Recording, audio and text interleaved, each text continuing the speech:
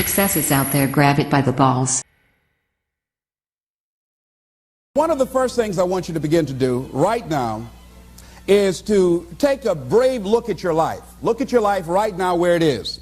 So let me ask you some questions. As you begin to look out on the future, look out on this year, let's take personal inventory. What has brought you here?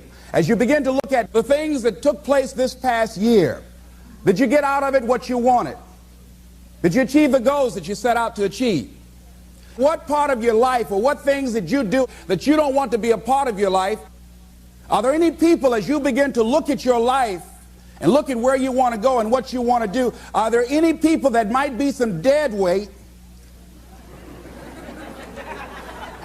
that you need to think about unloading?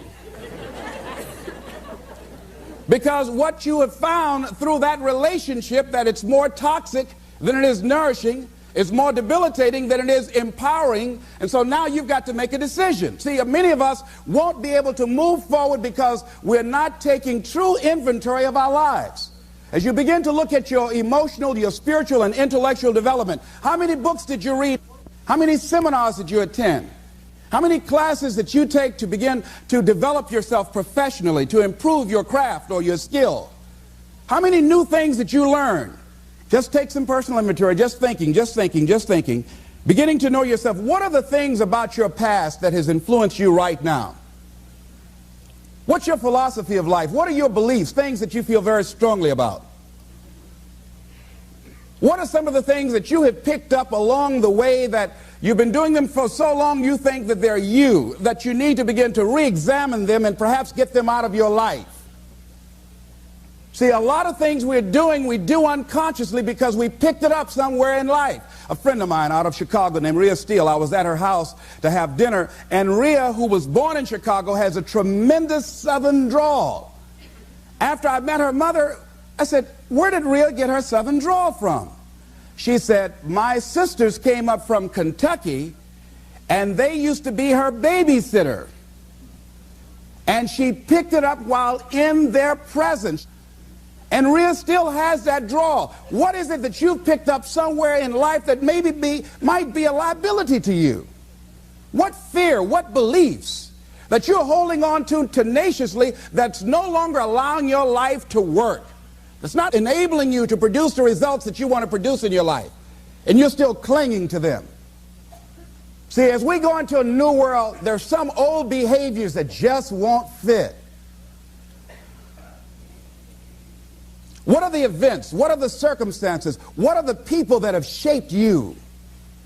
Just thinking. What are the things that you need to let go? Some things that have cost you pain, that's stifling your growth and development. What are those things? As you begin to look at your profession or your career, what is it that you need to do to begin to upgrade your skills or your knowledge, to continue for you to be competitive in the marketplace? As you begin to look at yourself and ask some of these questions, what is something that you're good at? Are you living your passion? Are you living your dream? What do you regard as your greatest personal achievement? What is the one thing that other people can do to make you most happy? Just think about these things. What would you do if you had 1 year to live and guaranteed success in anything you decided to do? What would that be? What would you do with your life if you had it to live over? Getting to know yourself. What is one value, one deep commitment from which you would never bulge? What is one cause that you would like to become involved in to make a difference on the planet? I work in the Cook County Jail in Chicago. It gives my life a great deal of joy and fulfillment. Have you found something like that in your life that you could enjoy doing, working with people? I have a friend that's working with physically handicapped people. She said it's been the most rewarding experience she's ever had. She used to be a constantly depressed individual, always feeling sorry for herself. It has changed her life. She's a grateful person. She's found something that she's lost herself in. What is your biggest setback, failure, or defeat of the past year? What is it about you, if somebody really knew they wouldn't get into a relationship with you.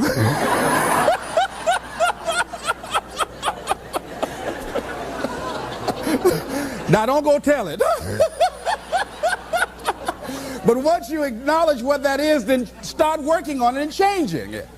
Change that. It's easy to blame the other person, but start taking ownership for where you are. Are you proud of how you have been living your life? Have you explored your natural talents, your gifts, by enthusiastically trying a variety of activities? Ladies and gentlemen, a lot of us have so much talent and abilities, we just put them back on the back burner or just left them aside someplace. Never did anything with them, never brought them out here. Used to do them extremely well in high school or college, or just had a natural gift and never did anything with it. What are you sitting on? What gifts are you sitting on? Have you resigned yourself to a life feeling that nothing can be done to change your future or your circumstances? Have you been afraid to try something different because you're afraid of how people will react to you or what they will think? Those are some of the things that I suggest that you begin to answer yourself. Now, here are some things that I suggest that you begin to look at working on to develop your character. Some things that will give you some personal strength. Webster says character building activities. He says character, the pattern of behavior or personality found in an individual or group. Moral strength, self-discipline, fortitude. That's what's going to be required in order to begin to manifest your greatness. Now, looking at yourself, one of the things I'm suggesting you look at, what is it that you need to be in the process of doing more of or less of? Like being more direct. So I used to have a problem of not telling people what I actually thought because I didn't want to hurt anybody's feelings. Saying no without feeling guilty. More focused. So I used to be the jack of all trades and master of none. Used to do a lot of things. One year I decided to do one thing well. I looked at all of my talents and I decided the strongest one, my ability as a speaker, that's the one I'm going to focus on. But I'm capable of doing a lot of other things. But only when I decided to focus that I begin to reap the rewards of my talent. And then after you do that, you can begin to expand and use the other talents that you have. Deciding to keep your word. If you just decide, I'm going to keep my word. If I say something, I'm going to do it regardless. Being more considerate. More trusting. More disciplined. Being less fearful. Being more adventurous. Find something that you can look at your life that you say, hey, I know I've got a problem in this area, being late. I need to take care of that. Procrastinating. I need to deal with that. Not taking care of business, being seriously not serious.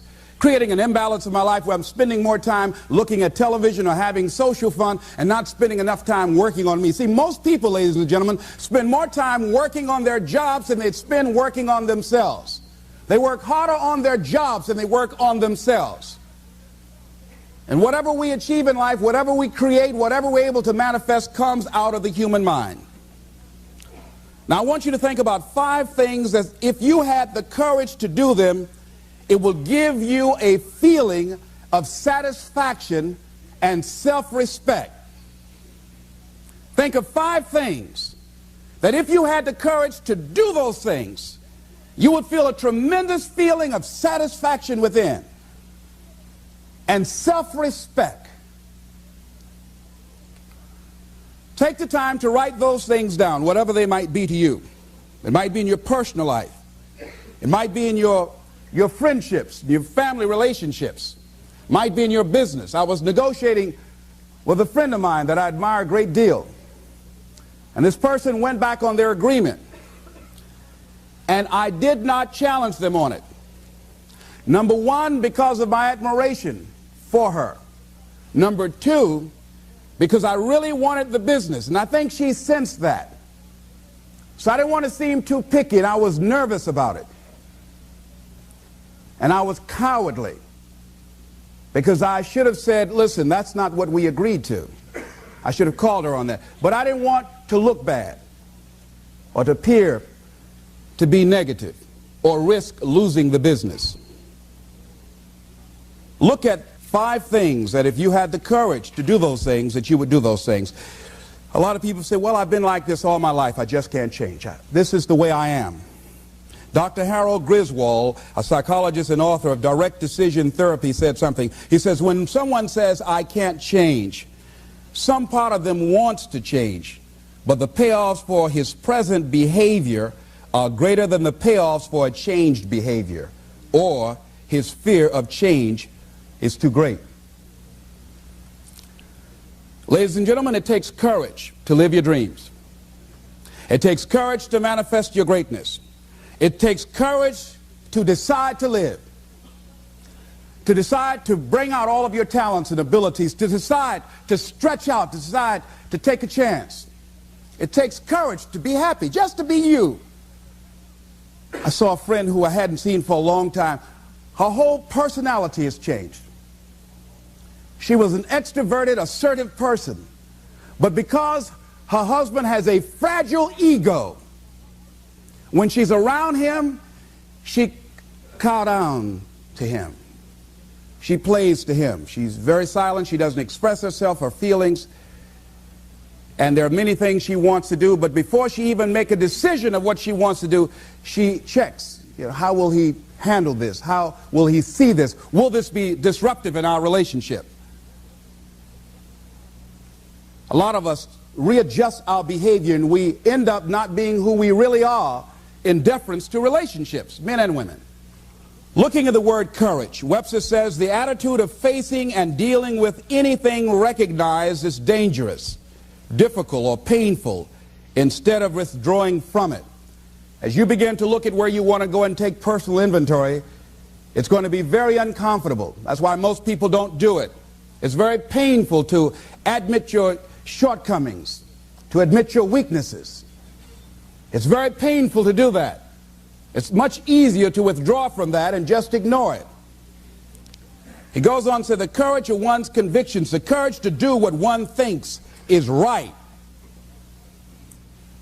As you begin to look at yourself and look at where you want to go with your life, it's very important for you to ask yourself a question as you look at various areas of your life. Is what you are doing right now, is it giving you what you want?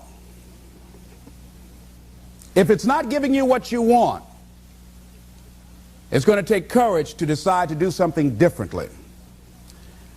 It takes courage to enjoy yourself. What are some of the self-defeating behaviors that we become involved in that prevent most people from enjoying themselves? Some people develop the "what's the use" attitude. Why bother? Some people have the "I really don't care." And they convince themselves that they don't care and they don't feel anything. And after a while, they really don't feel anything. Their lives are empty. Some people say, well, it's really not worth the hassle. Just too hard. It doesn't bother me anymore. The fact that I'm not living out my dream. The fact that I'm capable of doing more and I'm not doing it. The fact that I'm content but I'm not fulfilled. The fact that I'm not living my dream. Tom Rusk and Randy Reed, in a book called I Want to Change But I Don't Know How, said people go through life many times playing it safe. He says that's the secret hope, that they say to themselves, if I never let myself feel too good, maybe I'll never get hurt too badly. A lot of people don't ever do the things they're capable of doing because they allow themselves to go along with the crowd, following the crowd. Many people have things they want to do, and they find themselves in relationships with people who are addicted to mediocrity, and they allow their behavior to influence their behavior. Following the crowd. Many people don't do it because of the fact that they allow their lack of self-confidence to immobilize them. I remember when I wanted to go into business for years, that was an agonizing thought in my mind. I wouldn't try it, because I didn't believe that I could make it. Of the 5 things that you would like to do if you had the courage to do, I want you to pick one thing. Pick one. And here's how to set it up for yourself that will help free you and get you unstuck. What is the worst thing that can happen if you do it? What's the worst thing that can happen? Let's say going into business for yourself, or changing careers, or getting a divorce, taking some kind of chance of something that you've always thought about doing, but you just haven't done it for whatever reason. What's the worst thing that can happen? Do the worst case scenario. Now, when you do the worst case scenario, you write those things down, the worst things that you fear would happen. When you name your fears, that puts you in control. What are you afraid of? Name it, write it out so you can look at it. Confront that fear. What is it? I'm afraid that things might work out. What else, Les? Well, I've never been in business, okay? What else, Les? Well, I don't have all the help I need, okay? Good. What else, Les? Well, I don't have enough money, all right? Good. What else, Les? Well, I don't have a college degree. What else? I'm not as good as those other guys that I've seen up there speaking, okay? What else? Well, that's all I can think of right now, okay? Good. Now, that takes you to the next step. What are the benefits? What are the benefits of your acting courageously, taking life on? Well, part of what happened was that I felt better within myself, and I had a strong sense of self-respect. Going into business for myself, I made a lot of mistakes. Sometimes I was down on myself. I felt stupid. I felt dumb because people who were in business said, why would you do something like that? Well, I didn't know. Boy, were you really dumb. And I used to chime in with them. Yes, I guess I was. I didn't know any better. But the other thing is, I had to say to myself, but I did it. I did, even if I made a flop of it, I did it. I took the chance. I took the leap. What are the benefits of your acting courageously? Whatever it is that you've identified. Write the benefits down. And then focus on them. Focus on the benefits. Not on the liabilities. Not on your fears. Focus on the benefits. That which you hold in consciousness tends to manifest itself. Think about how good you feel. Think about the level of increased self-respect, the sense of self-worth that you'll feel. How good you'll feel getting up in the morning, looking yourself in the mirror because you're taking life on. The other thing is acknowledge your fears and then go into action. This book is called Feel the Fear and Do It Anyway. That's it. See, I believe anybody who's ever done anything, who's ever taken a chance, doesn't mean that they're not afraid. Courageous does not mean being the absence of fear. I think that being courageous is willing to do it because that's what you feel, and you're going to do it anyhow, regardless. You're not going to be immobilized by your fears or your doubts. You admit, okay, I'm scared to death. Now, okay, what is it that I must choose to do? Go ahead and experience that fear, but don't let that fear immobilize you. In what you've done with your life thus far, is it giving you what you want? Is it giving you what you want? When you look toward the future, when you look at all that's going on out here, is there some place within yourself you say, hey, I know I need to be out there in that arena. I know I can do more than what I've been doing. I know there's some great music that I have within me that I haven't brought out here yet. Is that something that you begin to look at within yourself? So I used to do that, and I used to go to big rallies and see guys up speaking when I wasn't courageous enough to go out there and say, hey, my name is Les Brown, the motivator, Mamie Brown's boy, I want to talk. I would never do that. I'd just be back there looking at them and wanting to get their autograph and would say, can I meet you, Mr. Waitley, or can I meet Mr. Zig Ziglar? Please tell him, who are you? Oh, Les Brown. Because I felt within myself I was a nobody. So who am I to go talk to these guys and go get their autographs? I'd like to do what you do.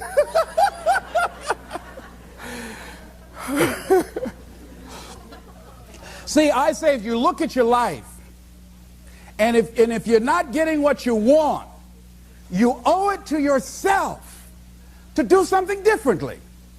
If you're on a job, 85%, they say, of Americans go to jobs that they're unhappy. If you're doing something 8 hours a day that you don't like, it's not giving you what you want, it's not giving you a strong feeling of satisfaction and fulfillment, you're miserable, you hate to go there, You're depressed just thinking about it. You sing the "Thank God It's Friday" song every week. It's giving you headaches just thinking about it on Sunday afternoon after the football game goes off. If that's what it is, you owe it to yourself to start strategically working to change directions. See, but you know what most people will do? Most people will resist change. Most people will fight change as if change would be worse than what they're experiencing. See, they know this. They're familiar with this. Most people will not challenge the unknown. They won't just step out there. See, there are certain things that's got to be in place. They got to see it all together. And life isn't like that. That's not how you grow. So as you look at your life, you're saying, I'm not getting what I want. As you begin to look toward the future, begin to know that whatever it takes for you to create that, you've got that in you. You've got that. You've got genius in you. You've got goodness in you. You've got creativeness in you. If you decide to take the initiative to change the current quality of your life, I say to you that you will find that the universe is on your side, that life is on your side. Now, will it be turbulent? Yes. Will it be easy? No, no. Will you have some opposition? Yes. Will I make a lot of mistakes? Yes. Will I get hurt? Yes. Yes. See, a lot of people won't try anything different in life because they don't want to get hurt. Let me tell you something. It's too much pain to duck. Pain is everywhere. You can hide under here. It will come where you are. Really, if I go back here, pain will come. Hey, Les, come on out. It will come. It's everywhere. Viktor Frankl calls it unavoidable suffering. You can't duck it. But most people spend their life not wanting to deal with the pain of rejection, the pain of defeat, the pain of being disappointed, the pain of losing, the pain of failure, the pain of being criticized, the pain of not being liked, the pain. That's called life. Life is full of pain. It's everywhere. But guess what? There's no gain without pain. Now, if you're going to hurt anyhow, get some yardage out of it.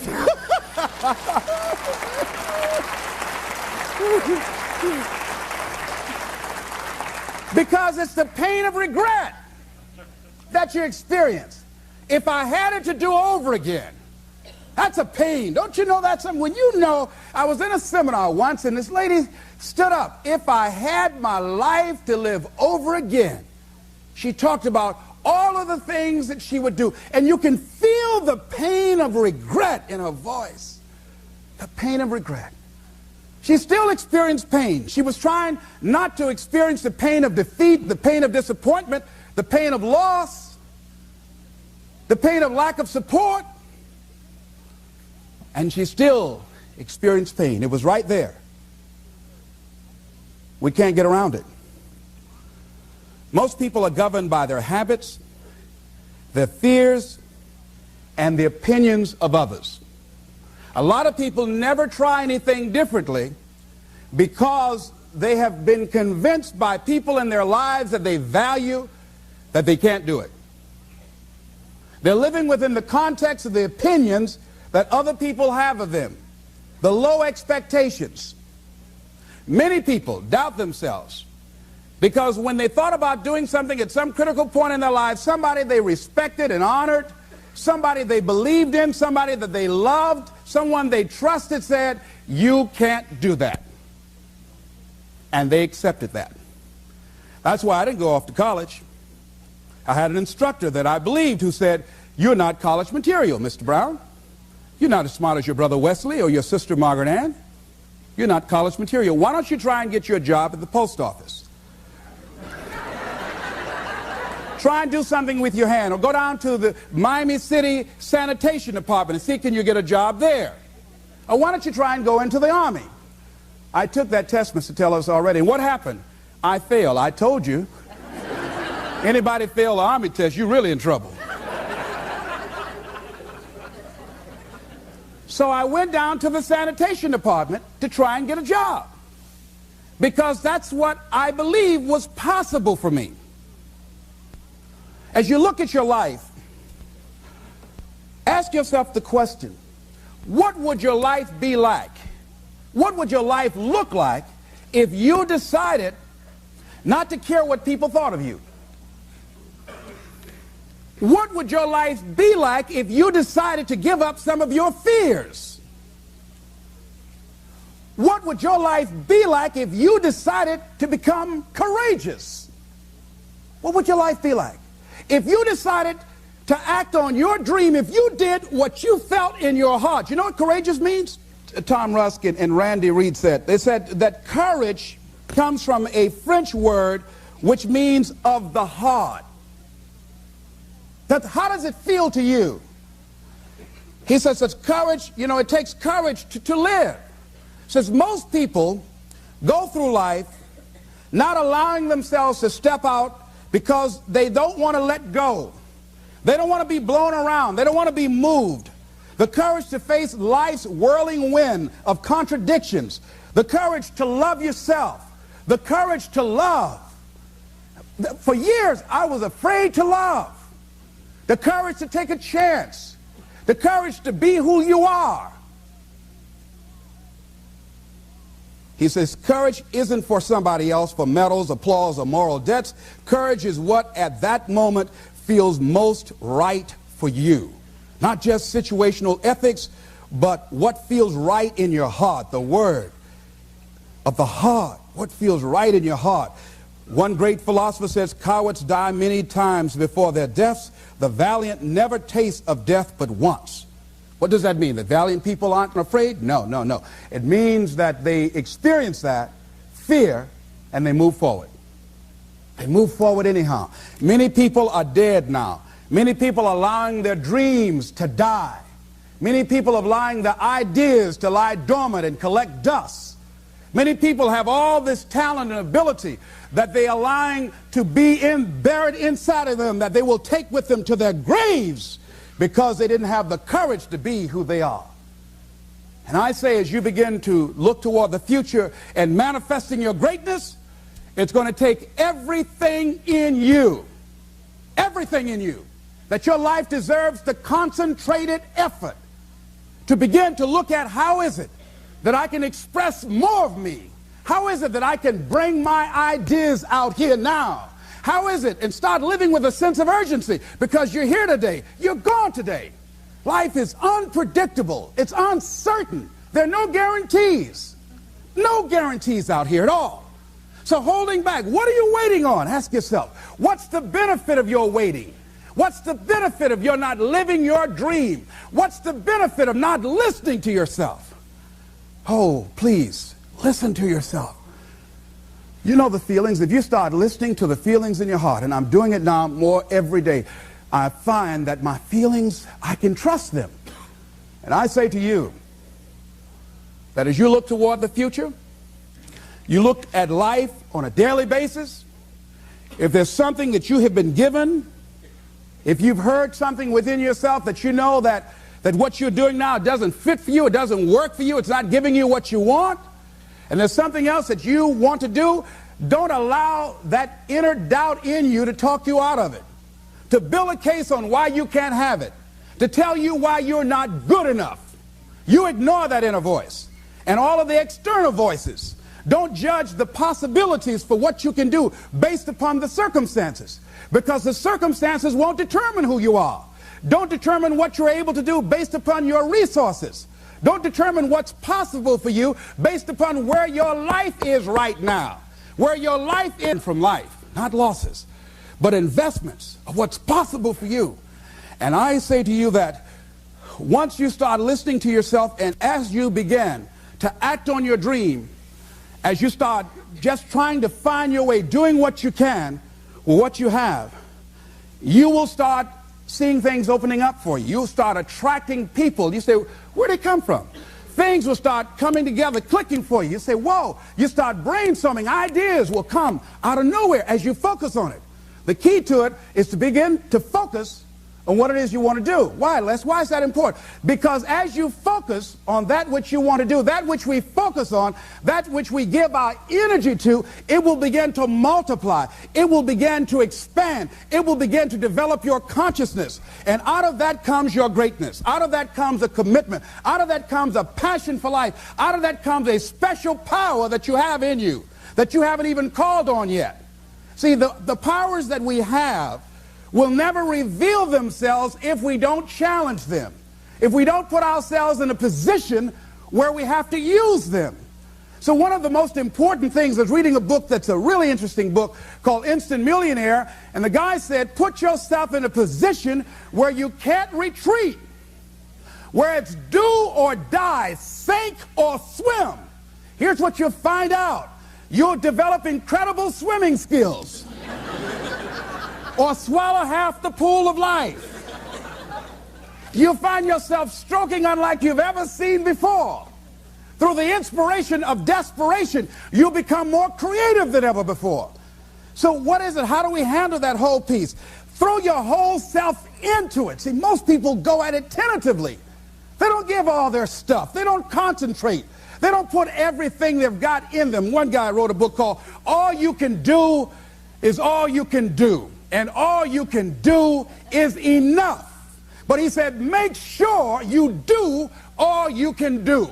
And if we're honest this evening, we know that we haven't done all we can do. So as we look at the future, we can decide that from this day forward, as I look at my personal relationships, if I look at my professional relationships, if I look at my family relationships, as I look at all the dimensions of my life, looking at myself mentally, emotionally, and spiritually, I'm going to do all I can do to develop me, to bring my talent out here, to make a contribution to life.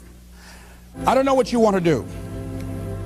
Here's what I know about you, that you've got greatness within you. As you look toward the future and developing your greatness, begin to know that your life is worth the effort. Is it easy? No. Is it worth it? Yes. Yes, your life is worth it. And so it is. This is Mrs. Mamie Brown's baby boy, Leslie Calvin Brown, saying it's been a plum-pleasing pleasure as well as a privilege. Thank you all here.